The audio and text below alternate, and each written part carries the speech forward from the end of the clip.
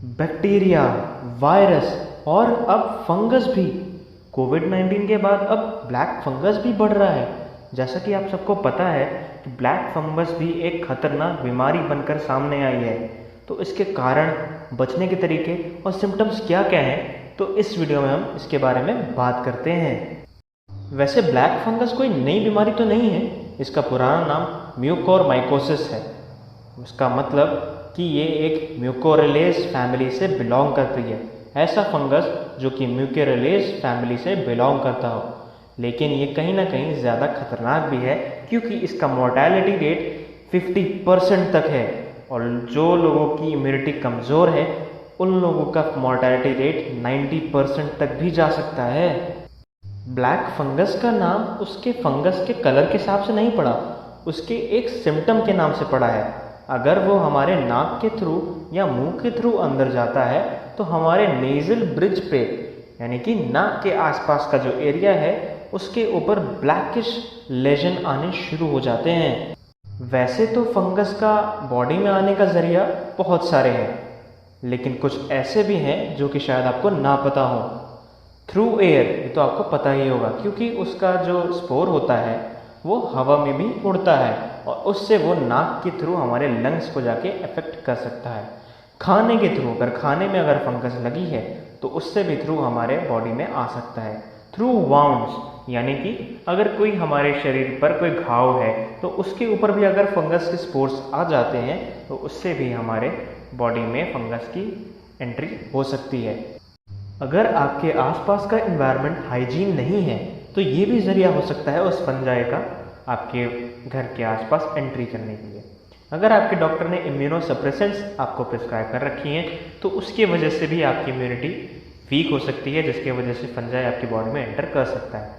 अगर आप एंटीबायोटिक्स का ओवर यूज़ करते हैं तो उससे भी फंजाई को एंट्री मिलेगी। जिंक सप्लीमेंट्स, फंजाई को अपनी ग्रोथ शो करने के लिए जिंक सबसे अच्छा सोर्स माना जाता है। वो एक तरीके से उसका खाना होता है। तो जिंक के थ्रू भी अगर आप सप्लीमेंट ज़्यादा लेते हैं तो उसके थ्रू भी वो फंजाई आपकी बॉडी में एंटर कर सकता है। ब्लैक फंगस का डायग्नोसिस एक्सरे, सिटी स्कैन और बायोप्सी से करा जा सकता है। लेकिन अगर आपने डायग्नोसिस नहीं करवाया है तो वो 1 हफ्ते के अंदर अंदर अपने सिम्टम्स शो करना शुरू कर देगा।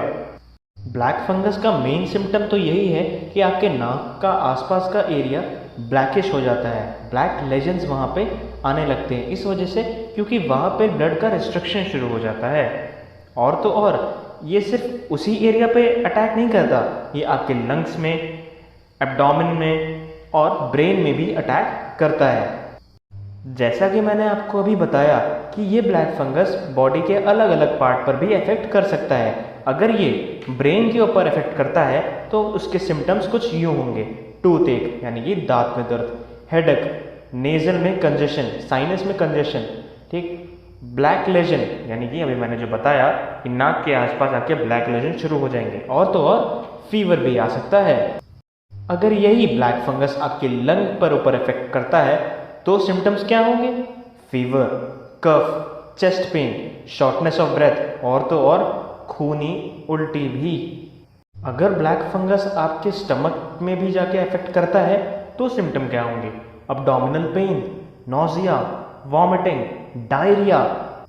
ट्रीटमेंट के तौर पर डॉक्टर्स एंटी फंगल मेडिसिन को प्रिस्क्राइब करते हैं। और अगर आपका टिश्यू कोई डैमेज हो चुका है फंगस की वजह से तो सर्जरी के थ्रू भी उस टिश्यू को वहाँ से निकाल लिया जाता है। कभी कभी तो पूरे जॉ को भी निकाल दिया जाता है, और कभी कभी जब आँख भी खराब हो जाती है तो आँख को भी निकाल लिया जा सकता है।